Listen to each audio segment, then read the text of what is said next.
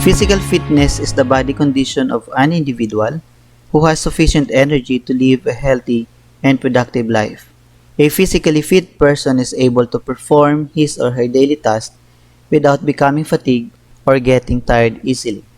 The best way to become physically fit is to engage in physical activities as much as possible.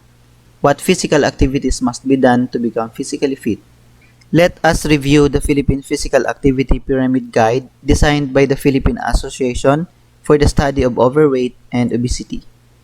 If we are going to look closer into this physical pyramid guide, we can see here the 4 levels like habitually, regularly, often, and minimally.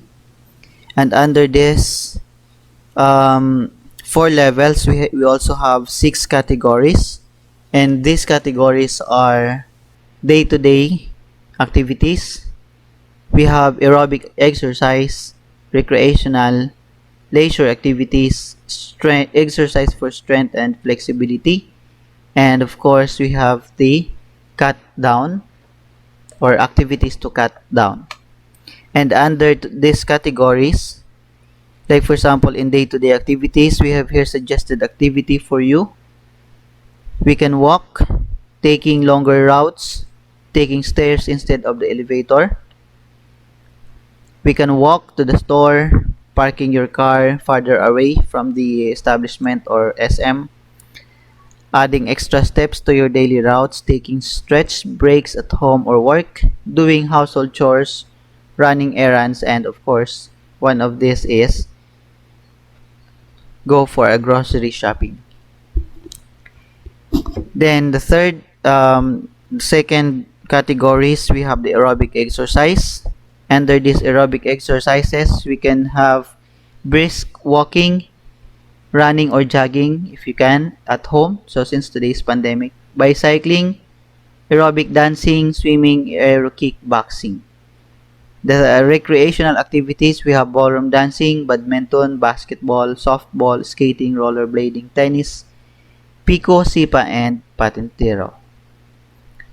And for the leisure activities, leisure, you can go mall strolling, but today it's not advisable for you kids, so you better stay at home. So play golf, go bowling, this could help also, or we can do leisure activities at home. And also next level is next categories is exercise for strength and flexibility. So here we have the yoga, we can do stretching, resistance training. And the last one, these are the activities to cut down. So sit and lie around, be a couch potato, don't do it. Watch the TV all day, playing online games. So those are an example of activities to cut down. So again, we have the 4 levels. We have habitually from the bottom, regularly second from the bottom, and often third from the bottom, and the last one is minimally. Those are the levels of Philippine Physical Activity Pyramid. And for the categories, again, we have the day-to-day aerobic exercise, recreational activities, leisure activities, exercise for strength, and activities to cut down.